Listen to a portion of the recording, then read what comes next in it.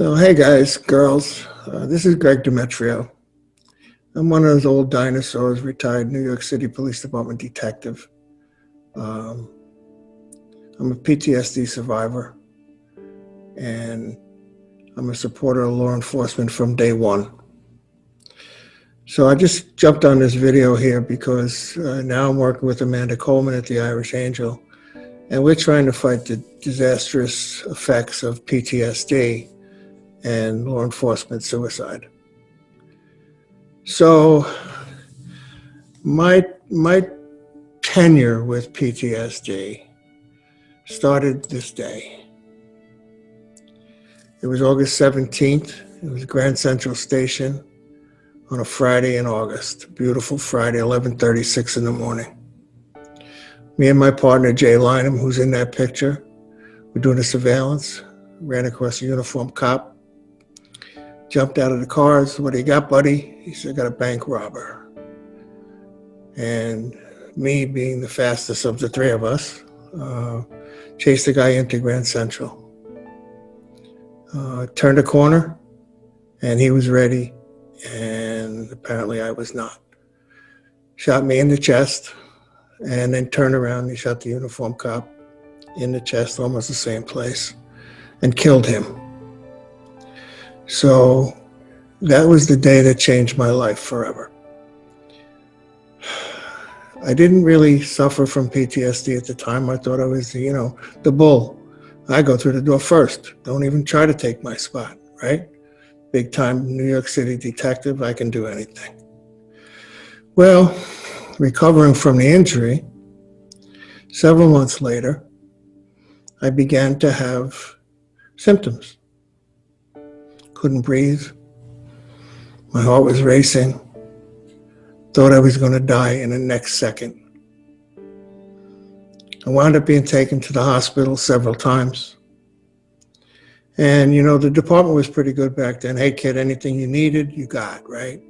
So they always said, we have people to talk to.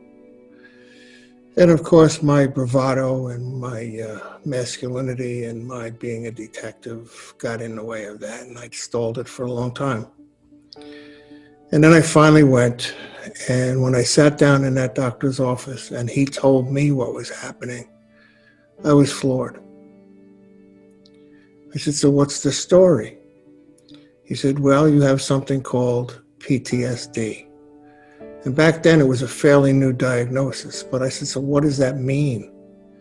He said, well, you suffered a major trauma in your life and your body's reacting to it. Yeah, but doc, I'm healthy as a freaking horse except for the injury, He said, it's got nothing to do with that. It's luck of the draw. So here I go, out of his office with tranquilizers and antidepressants. And for a good 10, 12 years, I did not leave my house without those. It was my lifeline. It was my emergency way of dealing with the trauma, I guess. So what I can tell you is that I was very fortunate. I always wanted people to know I was injured, but I didn't have any outside marks. No scars, no limps, no broken arms, no amputated limbs. I was broken inside, but people didn't know that, and I didn't tell them. But what I was really fortunate about was that I never really went into that deep, dark rabbit hole where I thought of taking my life.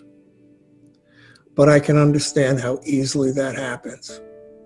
And that's why I'm here to talk to you today. You're not alone. I was never alone. I was very fortunate to have a family around me, and maybe that's what kept me grounded. But even then, I think the thing you really need to know about is that you are loved and your life matters. It matters to all of us. It matters to your parents. It matters to your siblings. It matters to your wife and to your children. And we all need you to be in our lives.